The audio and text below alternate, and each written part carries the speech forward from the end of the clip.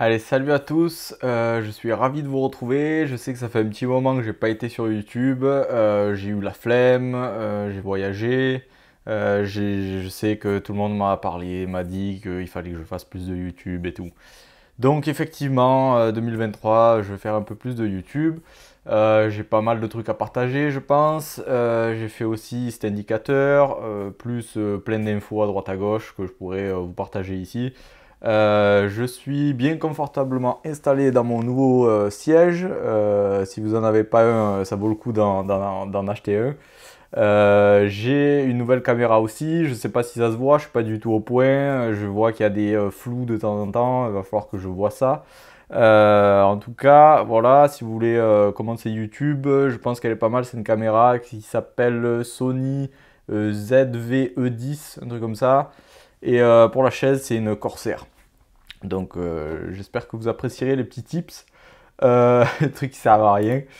Alors, du coup, moi, je voulais vous parler aujourd'hui. Je vais essayer de vous montrer un peu ce que je regarde. Je vous rappelle que mon taf, c'est d'investir sur les marchés, de trader, de la finance en général. C'est pas que les cryptos, c'est pas que les stocks. Je vais essayer de m'intéresser aussi au forex. C'est pas du tout mon domaine de prédilection pour l'instant, mais je vois qu'il y a du potentiel, donc pourquoi pas. Après, durant la semaine aussi, je vais sûrement interviewer quelqu'un qui a pris l'indicateur et qui a fait de la thune avec. Donc je pense que ça peut être intéressant pour vous de voir comment on peut faire pour prendre des positions avec ou sans indicateur. Enfin voilà, on va parler de tout ça. Et ici, donc, je voulais commencer aujourd'hui par vous montrer cette charte. Donc, ne vous effrayez pas si vraiment vous avez peur des graphiques. En fait, les graphiques, ça sert juste à représenter quelque chose dans le temps. La plupart du temps, c'est le prix qu'on représente dans le temps.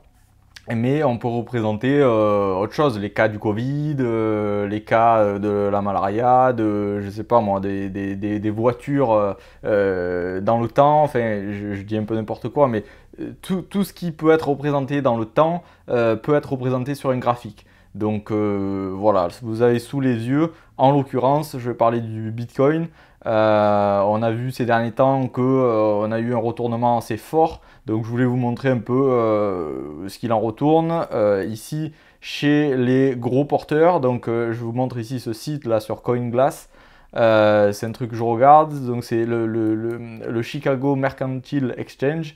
En fait c'est les gros bras. Là-bas il y a des gros sous. Donc s'ils font quelque chose, c'est que potentiellement ils ont une information ou alors qu'ils sont en avance sur nous. Donc vous voyez là en vert la courbe de leur exposition au marché. Donc ça peut être en long et en short. Et il y a un principe aussi qui est peut-être un peu compliqué à comprendre si vous êtes nouveau, c'est le hedging. En fait, quand on hedge quelque chose, c'est qu'on le protège. Donc, par exemple, dans ce cas, j'en sais rien, hein, mais on voit qu'en fait, ici, par exemple, il y a pas mal de shorts qui se sont ouverts. Mais ça ne veut pas forcément dire qu'ils sont en train de shorter le marché et qu'ils veulent se faire de la thune avec le marché qui descend. Ça peut être aussi qu'ils ont acheté en spot. Donc en spot, ça veut juste dire qu'on prend du Bitcoin et qu'on se le met dans son wallet, cold wallet ou j'en sais rien. Et en fait, c'est un peu comme si on le mettait à l'abri et qu'on ne le touche plus, donc on ne peut pas avoir de data dessus. Et du coup, en fait, là, en l'occurrence, c'est du long et du short qu'on peut voir. C'est de la data qu'on peut voir parce que c'est des contrats dérivés. Et en fait, le fait de shorter un marché alors qu'on en a acheté dans son cold wallet, on fait ce qu'on appelle du hedge. Et en fait, ça permet à des gros porteurs, donc qui ont beaucoup de thunes à placer, de pouvoir en fait gérer l'achat et la vente sans faire trop bouger le marché. S'ils devaient à chaque fois acheter et vendre en spot, ça serait peut-être trop compliqué pour eux. Donc ils sont obligés d'acheter en spot par exemple là où ils peuvent, dans les poches de liquidité. On verra tout à l'heure avec un outil, vous allez mieux comprendre. Et en fait, avec des positions short, hedger ce bag qui est en fait spot et qui est en train de dormir, de gérer l'exposition avec quelque chose qui est beaucoup plus liquide qu'un marché spot.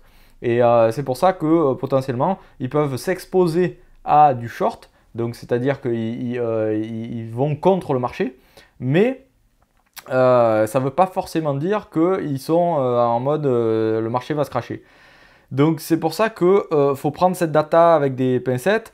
On voit ici que limite il y a plus de short que de long. Bon, je sais pas, j'ai pas regardé exactement, mais là voilà 3000, ok, short 6000, 5000, long 7000, ok, asset manager.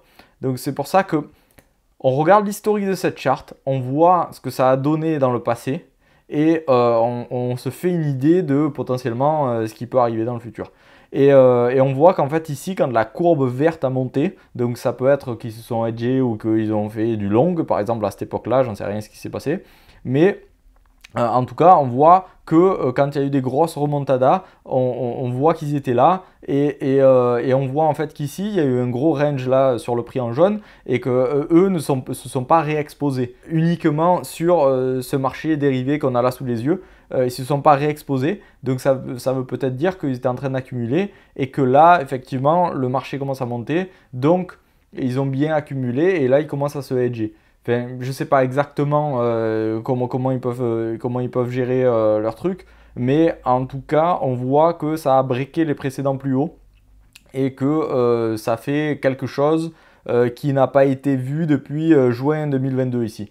Donc, il faut se préparer à potentiellement voilà, un mouvement impulsif haussier où personne s'y attendait. Et justement, j'ai la data des retail entre guillemets qui en fait c'est un peu l'inverse de ce qu'on a vu avant, où en fait en bleu on a leur exposition au marché, donc on voit que là dans le range tout le monde s'est affolé, sûrement tout le monde pensait que c'était le bottom ici, et on voit qu'en fait ici c'était de l'exposition plutôt longue parce que quand on vient passer sur tous les bottoms là, tous les bottoms qu'on avait construits ici, on vient traverser ces bottoms, donc on vient taper dans toute la liquidation et le stop loss de tout le monde, et on voit que l'exposition au marché a vachement diminué. Si c'était du short tout ça, on n'aurait rien eu, les gens potentiellement ils n'auraient pas clôturé ici. En plus là on a eu FTX, donc ils n'auraient pas tous clôturé ici du moins.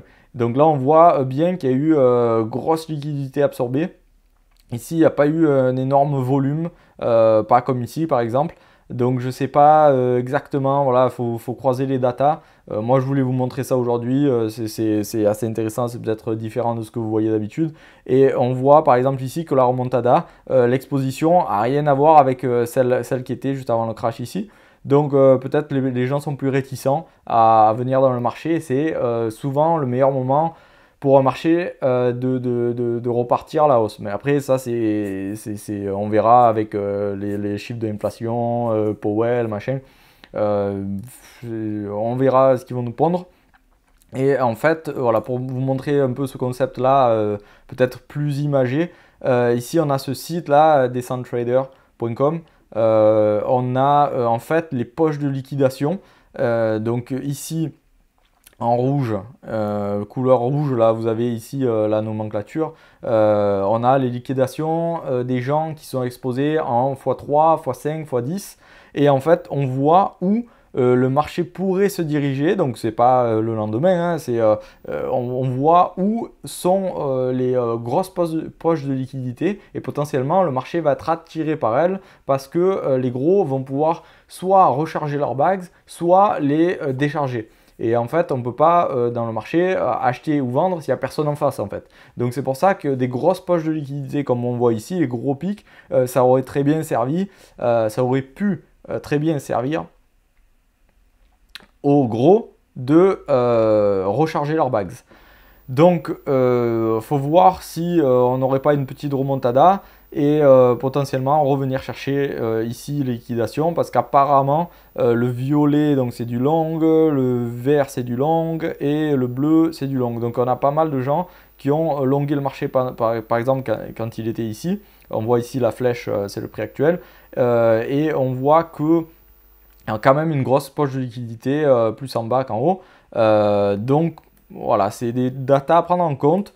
Faut voir aussi le marché du S&P 500 et de tout ce qui se passe aux US. Pour l'instant, c'est lui qui drive tout le marché. Donc le Bitcoin, c'est un peu, enfin les cryptos, c'est un peu la prolongation du marché des assets à risque. Donc si les assets à risque repartent sur le marché traditionnel, je ne vois pas pourquoi les cryptos ne repartiraient pas. Faut faire gaffe, voilà ce que je vous ai dit. Potentiellement, il va falloir deux bottoms, mais voilà. Je pense que faut pas non plus rester bear, donc c'est-à-dire penser que le marché va se crasher indéfiniment. Il peut très bien y avoir un truc comme le Covid et voilà, personne s'y attendait entre guillemets.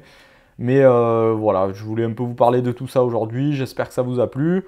N'hésitez pas à me laisser un commentaire ou me liker la vidéo ou me s'abonner. Ça pourra m'aider, ça pourra me motiver. Et je vous parlerai un peu de l'indicateur plus tard si ça vous intéresse aussi. Et en attendant, ben, je vous dis à la prochaine et salut à tous.